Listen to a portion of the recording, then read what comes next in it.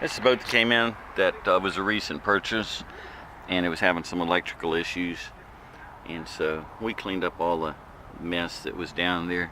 That's the way you want it to look right there. Everything's clean. It has a nut that holds it on,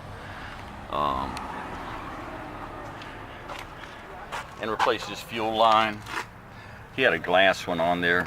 That's not a good thing. He had the black fuel line, so we went all the way from the tank to the motor with the fuel line. And that was the most bizarre thing I'd ever seen right there. They wired in an ATO fuse with two female spade connectors. So they had plugged the ATO fuse into two individual spade connectors. They're probably around somewhere, probably in his parts thing. But when you wire a trolling motor in, that's the way you want to wire it in.